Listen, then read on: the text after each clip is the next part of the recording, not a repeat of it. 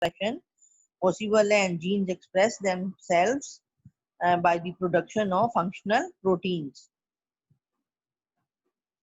Jeans कहाँ होते हैं? क्रोमोसोम्स पे। क्रोमोसोम किससे बना होता है? डीएनए मॉलिक्यूल से। तो ये सेंट्रल डोग्मा भी आपको मैंने पढ़ा दिया था, अभी टाइप्स ऑफ आरएनए, ट्रांसक्रिप्शन ये पढ़ लिया था। ट्रांसक्रिप्शन के बाद ये नेक्स्ट आपका टॉपिक है जेनेटिक कोड। जेनेटिक कोड किसे कहते हैं? Genetic code is a combination of 3 nucleotides which specify a particular amino acid. यानी ट्रांसक्रिप्शन के बाद मैसेंजर आरएनए जो बनता है उसके ऊपर कोडोन्स होती हैं। 3 न्यूक्लियोटाइड्स मिलके एक कोडोन बना देती हैं। Genetic code is the combination of 3 nucleotides which specify a particular amino acid. और एक कोडोन एक पर्टिकुलर अमीनो एसिड को इंडिकेट करती है कि पर्टिकुलर अमीनो एसिड ये अब प्रोटीन सिंथेसिस के लिए यूज होना चाहिए। तो ये कोडोन्स इस किस्म की सजेशन और इंडिकेशन देती हैं, और ये कोडोन्स मैसेंजर आरएनए पे लोकेट करती हैं, और मैसेंजर आरएनए जो है वो डीएनए का ट्रांसक्रिप्ट होता है। इसीलिए इस प्रोसेस को, आरएनए सिंथेसिस के प्रोसेस को ट्रांसक्रिप्शन कहते हैं। Genetic code is a combination of 3 nucleotides which specify a particular amino acid. There are 3 nucleotides in a codon because 2 nucleotide codon would not yield enough combinations to code for the 20 different amino acids. इन कौन सा amino acid protein synthesis के लिए use होना चाहिए, ये codons बताती हैं, codons suggest करती हैं। तो अगर 2 न्यूक्लियोटाइड कोडोन में 2 न्यूक्लियोटाइड्स होते तो ये पॉसिबल नहीं था कि combination of codons 20 different amino acids के लिए प्रोड्यूस हो सकें। ये फिर ऐसा मुमकिन नहीं था, इसलिए एक कोडोन में 3 न्यूक्लियोटाइड्स पाए जाते हैं। With 4 DNA nucleotides. डीएनए के में 4 तरह के न्यूक्लियोटाइड्स होते हैं। एक्चुअली डीएनए जो है उसकी सिंथेसिस में 4 न्यूक्लियोटाइड्स इन्वॉल्व हैं, ग्वानिन, साइटोसिन, थाइमिन और एडेनिन। तो 4 रेज़ टू पावर 2 अगर करें तो 16 different pairs of nucleotides possible हैं। 4 रेज़ टू पावर 2 अगर करें यानी 2 न्यूक्लियोटाइड का एक कोडोन अगर हो तो 16 different pairs of nucleotides could be formed. However, these same nucleotides can be arranged in 4 raised to power 3 or 64 different combinations of 3, more than enough to code for the 20 amino acids. 4 raised to power 3 के हिसाब से 64 triplet codons जो हैं वो बन जाती हैं। Triplet codons possible हैं और ये एनफ हैं 64 codons to code for the more than 20 amino acids. The genetic code is a triplet code and the reading occurs continuously without punctuation between the 3 nucleotide units. Genetic code is a triplet code. Triplet क्यों कहते हैं? क्योंकि 3 nucleotide एक codon में है। Genetic code is a triplet code and the reading occurs continuously without punctuation between the 3 nucleotide units. After Crick's initial experiments, Marshall, Nirenberg, Philip Leader, and Hargobind Khorana tested all the 64 codons by making artificial messenger RNAs and triplet codons. तो lab में artificially messenger RNA इन 64 codons की मदद से synthesise किए इन scientist ने, and using them to synthesize the protein or amino acid transfer RNA complexes in cell-free systems. RNA बनाए और protein synthesise करने के लिए एफर्ट्स मेक की इन साइंटिस्ट ने, जिनके भी मैंने नाम लिए, Crick, Marshall Nirenberg, Philip Leder and Hargobind Khorana. The full genetic code was determined during mid-60s. Out of 64 codons, 3 codons UAA, UAG, UGA do not code for any amino acid and hence are known as nonsense codons. Codons जो हैं amino acid के लिए suggestion actually they रही होती हैं कि ये amino acid polypeptide chain में अब पुट होना चाहिए। लेकिन कुछ कोडोन्स ऐसी हैं जो नॉन सेंस कोडोन्स कहलाती हैं, वो UAA, UAG और UGA हैं।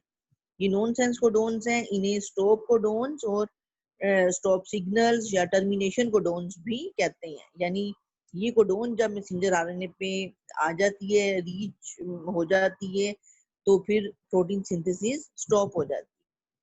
These codons are usually present at the end of the gene and hence are also called stop codons. Every gene starts with initiation codon AUG, which encodes the amino acid methionine. जो start में gene के codon है उसे AUG codon होता है, और AUG को जो कोडोन जो है ट्रांसफर आरएनए को इंडिकेशन ये कोडोन देती है कि ट्रांसफर आरएनए फॉर मैथ्यूनिन जो है वो अब मैथ्यूनिन अमाइनो एसिड जो है वो राइबोसोम्स तक आना चाहिए। The genetic code is universal. It is the same in almost all organisms. For example, AGA specifies arginine in bacteria, in humans and all other organisms. Example देके बताया हुआ है कि जेनेटिक कोड को यूनिवर्सल क्यों कहते हैं, क्योंकि कुछ कोडोन्स जैसे AGA स्पेसिफाई करती है आर्जिनिन को। बैक्टीरिया में भी आर्जिनिन के लिए यही AGA कोडोन है, ह्यूमंस में भी AGA है, और ऑल अदर ऑर्गेनिजम्स में भी आर्जिनिन अमाइनो एसिड के लिए AGA कोडोन है, whose genetic code has been studied. Because of the universality of codon, the genes can be transferred from one organism to another and be successfully transcribed and translated in their new host. Genes एक organism से दूसरी organism में transfer भी हो सकते हैं और successfully उनकी ट्रांसक्रिप्शन और ट्रांसलेशन भी हो सकती है न्यू होस्ट में। The study of genetic code of mitochondrial DNA, however, showed that genetic code is not that universal. Mitochondrial DNA को देखें तो स्टडी करें तो पता चलता है कि जेनेटिक कोड यूनिवर्सल नहीं है। For example, UGA codon is normally a stop codon, but in mitochondria it reads as tryptophan. Stop codon जो है वो माइटोकॉन्ड्रिया में ट्रिप्टोफैन अमाइनो एसिड कैरी करने के लिए होती है। Likewise, AUA was read as methionine instead of isoleucine. इसी तरह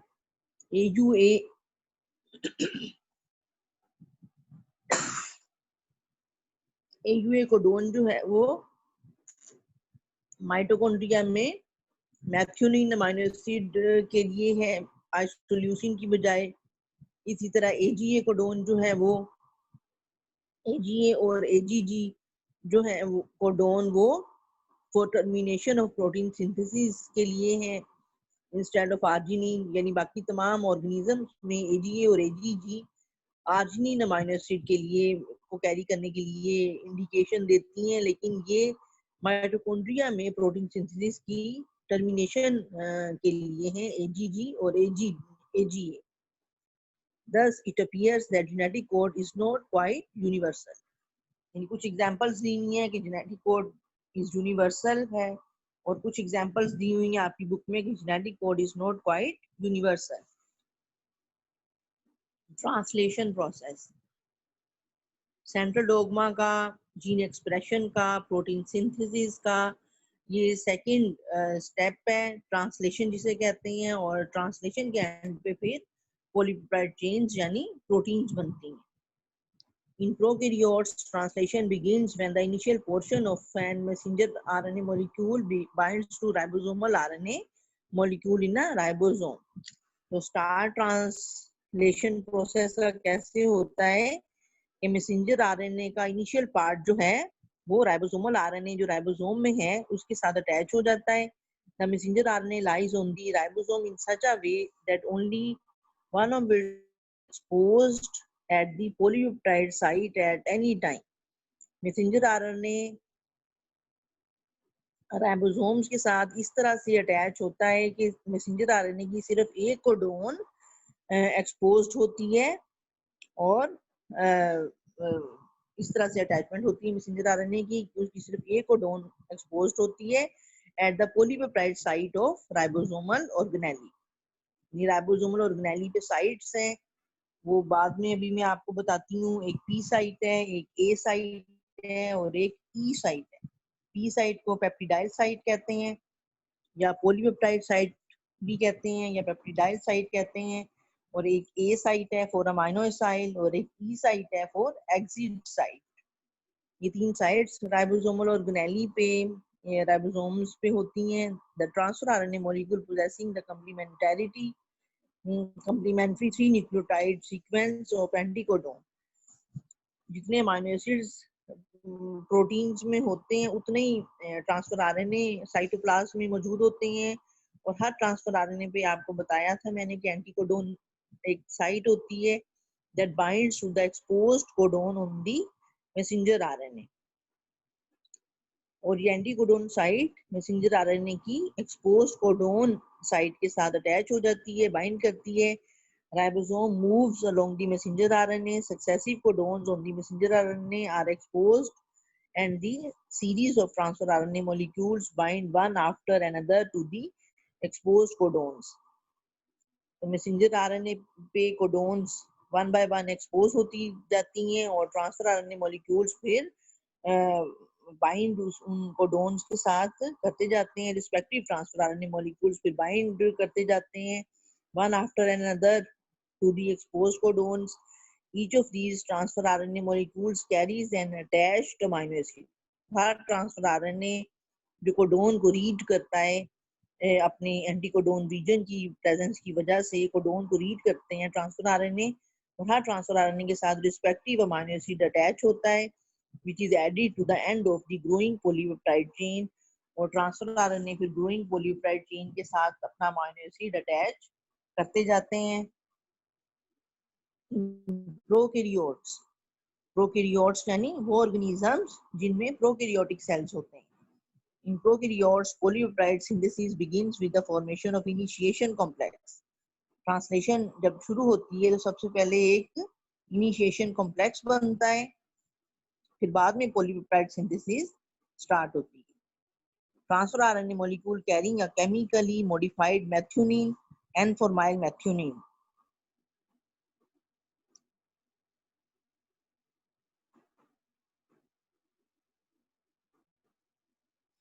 Transfer RNA molecule carrying a chemically modified methionine called N-formyl methionine।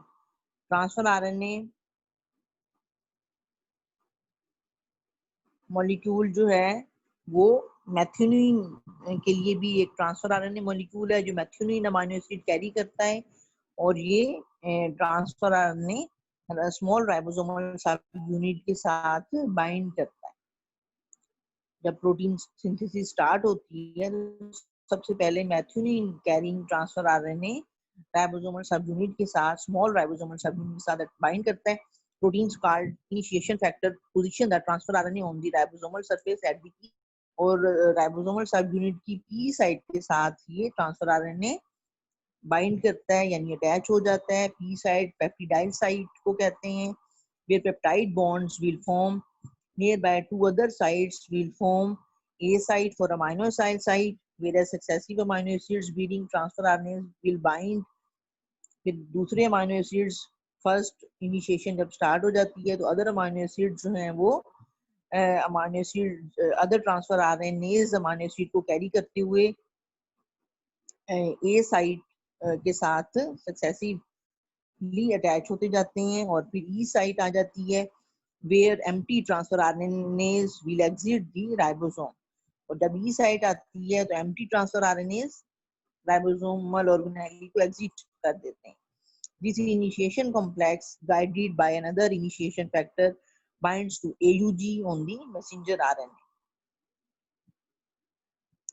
और इनिशिएशन फैक्टर्स हैं कुछ जो ये इनिशिएशन का प्रोसेस और पॉलीपेप्टाइड चेन की ग्रोथ को गाइड करते हैं। और AUG से इनिशिएशन कोडोन AUG है मैसेंजर आरएनए के ऊपर, उससे पॉलीपेप्टाइड सिंथेसिस स्टार्ट होती है। After the initiation complex has formed, the large ribosome subunit binds transfer RNA molecule with the appropriate anticodon appears। Proteins called elongation factors assist in binding it to the exposed messenger RNA codon at the A site. फिर कुछ elongation factors हैं जो initiation के बाद ए site पे जो exposed messenger RNA की codon ए site पे होती है, उनके साथ भी transfer RNA amino acid carrying transfer RNA attach हो जाता है ए साइट पे because of the presence of elongation factors. The two amino acids which now lie adjacent to each other undergo a chemical reaction catalyzed by the large ribosomal subunit, which releases the initial methionine from the transfer RNA and attaches it instead by a peptide bond to the second amino acid. फिर amino acid site पे जो second amino acid है उसके साथ मैथ्यूनिन peptide bond बना देता है। ये साइट पे एक मौजूद अमाइनो एसिड के साथ मैथ्यूनिन एक पेप्टाइड बॉन्ड बना देता है और ये रिएक्शन कैटालाइज करता है एक एंजाइम जो लार्ज राइबोसोमल सब यूनिट में होता है। राइबोसोमल ऑर्गेनेलीज में दो सब यूनिट्स हैं, स्मॉल एंड लार्ज। तो लार्ज सब यूनिट में एक एंजाइम है जो पेप्टाइड बॉन्ड फॉर्म करने में हेल्प करता है, पेप्टाइड बॉन्ड वाले रिएक्शन को कैटालाइज करता है और सेकंड अमाइनो एसिड के साथ मैथ्यूनिन अटैच हो जाता है। मैथ्यूनिन फर्स्ट अमाइनो एसिड है जो ट्रांसफर आरएनए कैरी करके लाता है। The ribosome now moves, translocates 3 more nucleotides. Ribosomal organelle move करता है from 5' to 3' direction. Translocation इसकी होती है और 3 more nucleotides along the messenger RNA molecule in the 5' to 3' direction. और इस ट्रांसलोकेशन से नेक्स्ट कोडोन जो है वो ए साइट पे आ जाता है और ए साइट पी साइट बन जाती है और पी साइट जो है वो बाहर आउट हो जाती है। Guided by elongation factors, ये प्रोसेस होता है। This movement translocates the initial transfer RNA to the E site and ejects it from the ribosome, repositions the growing polypeptide chain. यानी growing polypeptide chain की repositioning होती रहती है और यहाँ तक के E site end वाली जीन के एंड पे जो E site है वो आ जाती है।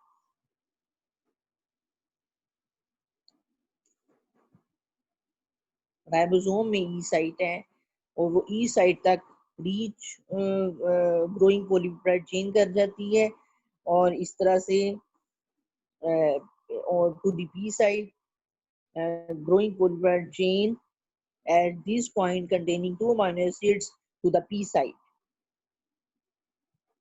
P amino acids हैं, A site vacant है और यानी एक्सपोज्ड कोडोन है ए साइट पे, ए साइट के मैसेंजर आरएनए पे एक्सपोज्ड कोडोन है, पी साइट पे 2 अमीनो एसिड्स हैं और दोनों अमीनो एसिड्स पेप्टाइड बॉन्ड के साथ अटैच्ड हैं and exposes the next codon on the messenger RNA at the transfer RNA molecule recognizes that codon appears, it binds to the codon at the A site।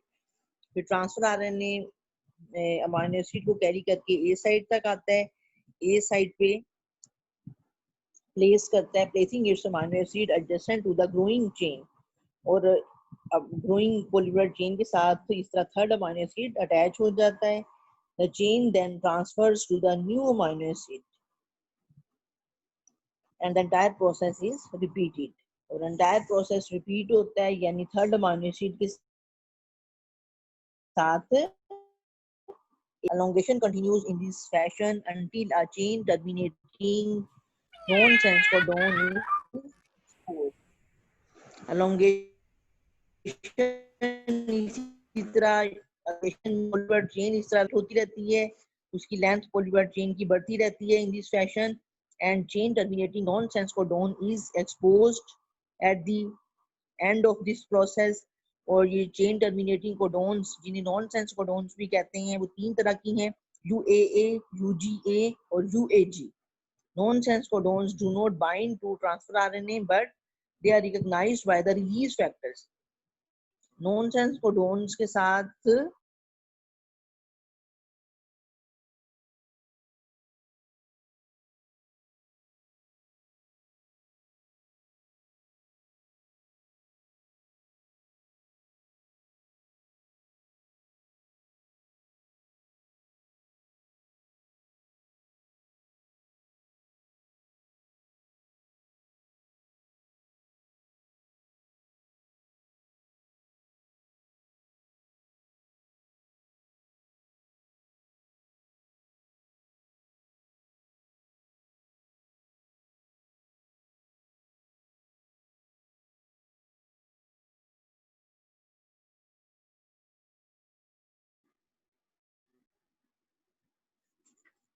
जब release factors terminal signals को recognise कर लेते हैं तो newly made polypeptide chain ribosomal organelles से separate हो जाती है।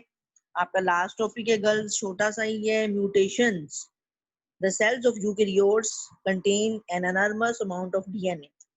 Cells में especially eukaryotic cells में enormous DNA की amount present होती है. If the DNA in all of the cells of an adult human were lined up end to end, it would stretch nearly 100 billion kilometers, 60 times the distance from Earth to Jupiter. यानी जितना अर्थ से Jupiter planet का distance है उतना length में DNA जो है वो ह्यूमन सेल्स में मौजूद होता है। अगर end to end DNA molecules को लाइन अप करें तो 100 बिलियन किलोमीटर तक लेंथ हो सकती है। Changes in the DNA occur either due to mistake in replication. Replication यानी डीएनए सिंथेसिस का जो प्रोसेस या damage to the genetic message causing mutations. Genetic message में डैमेज हो या रिप्लिकेशन प्रोसेस में कोई मिस्टेक हो तो इस तरह से म्यूटेशंस अराइज होती हैं। The mutations in somatic cells do not pass on to the offspring and so have little evolutionary consequences. Then germline changes. Somatic cells यानी नॉन सेक्स सेल्स में अगर म्यूटेशन होती है तो उसकी कोई इतनी ज्यादा एवोल्यूशनरी कंसीक्वेंस नहीं है, जबकि जर्म लाइन चेंजेस जो जेनेटिक मटेरियल में आती हैं, these type of mutations in germline cells is passed to subsequent generations, thus providing the raw material from which natural selection produces evolutionary change. तो germ line में जो changes आती हैं उनकी एवोल्यूशनरी सिग्निफिकेंस है, एवोल्यूशनरी चेंजेस उन्हीं की वजह से आती हैं। Mutations can broadly be classified chromosomal aberration and point mutations. Mutations की दो टाइप्स हैं, chromosomal aberration और point mutations.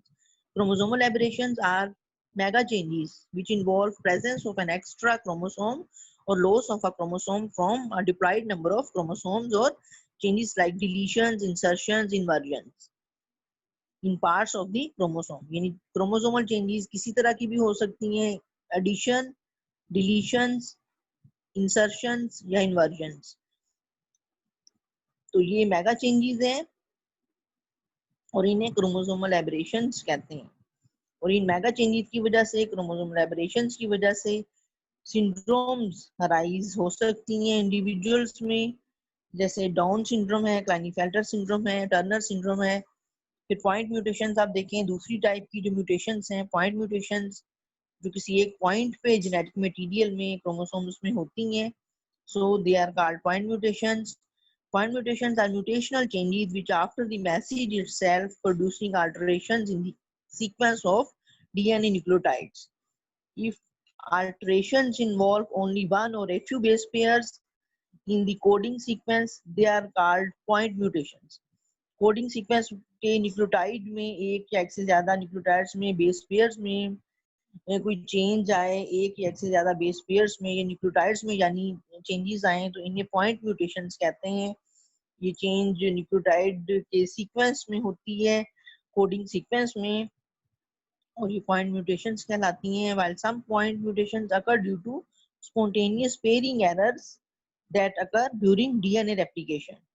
पेयरिंग एरर्स की वजह से भी ये पॉइंट म्यूटेशंस अकर हो सकती हैं। Others result from damage to the DNA caused by mutagens, usually radiations or chemicals.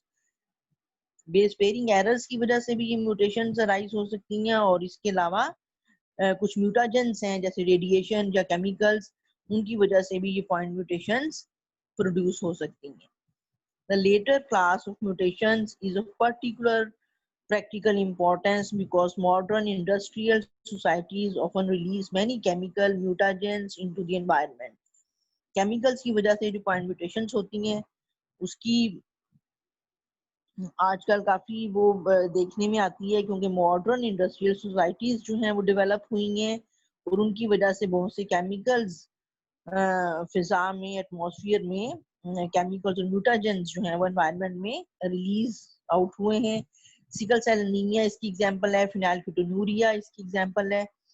Sickle cell anaemia and phenylketonuria are well known examples of point mutation, and in sickle cell anemia point mutation leads to the change of amino acid glutamic acid into valine at position 6 from N-terminal end of the hemoglobin beta chain. Haemoglobin एक protein है जो हमारे RBC में होती है। इस protein में chains हैं, 2 अल्फा चेन्स होती हैं हीमोग्लोबिन मॉलिक्यूल में और 2 बीटा चेन्स। एक बीटा चेन ऐसी है जो सिकल सेल एनीमिया के पेशेंट्स में ये चेंज आता है कि बीटा हीमोग्लोबिन चेन जो है उसके ग्लूटामिक एसिड की जगह वैलिन अमीनो एसिड जो है वो उसकी पोजीशनिंग हो जाती है, और इस एरर की वजह से सिकल सेल एनीमिया कॉज हो जाता है और ये डिजीज जो है उससे पर्सन अफेक्टेड हो जाता है। This consequently alters the tertiary structure of the hemoglobin molecule, reducing its ability to carry oxygen. और इतनी सी माइनर चेंज से सारा टर्शियरी स्ट्रक्चर हीमोग्लोबिन का इफेक्टेड हो जाता है और वो एबिलिटी हीमोग्लोबिन मॉलिक्यूल लॉस्ट कर देता है, यानी बहुत कम एबिलिटी रह जाती है हीमोग्लोबिन मॉलिक्यूल की to carry oxygen. This change reduces the ability of hemoglobin molecule to carry oxygen. In phenylketonuria, phenylalanine is not degraded because of defective enzyme phenylalanine hydroxylase. phenylketonuria disease में ये होता है कि एक defective enzyme phenylalanine hydroxylase produce हो जाता है जो कि फिनाइल एलेनिन को डिग्रेड नहीं करता। फिनाइलएलेनिन इस डिफेक्टिव एंजाइम की वजह से डिग्रेडेड नहीं हो पाता ये केमिकल, और फिनाइलएलेनिन की कंसिक्वेंटली एक्यूमुलेशन हो जाती है सेल्स में, leading to mental retardation as the brain fails to develop in infancy.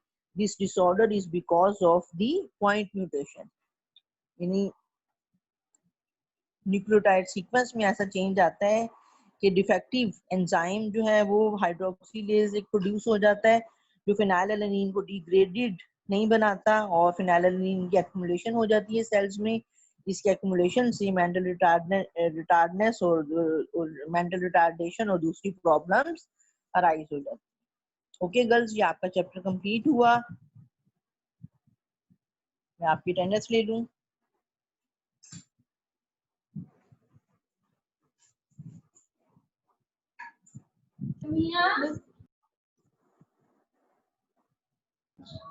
Miss 440 present है। Ma'am 355 present. अच्छा जी, 355 की भी लगा दें। Ma'am 66 present.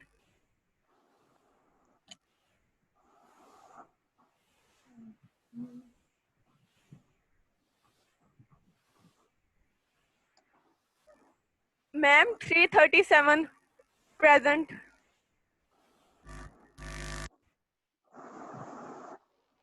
लगा दिए 337 लगा दिए। मैम 66 की भी लगा दें। 366 अपना रोल नंबर तो बोलो। 68 190। मैम 66। मिस 440 भी प्रेजेंट है।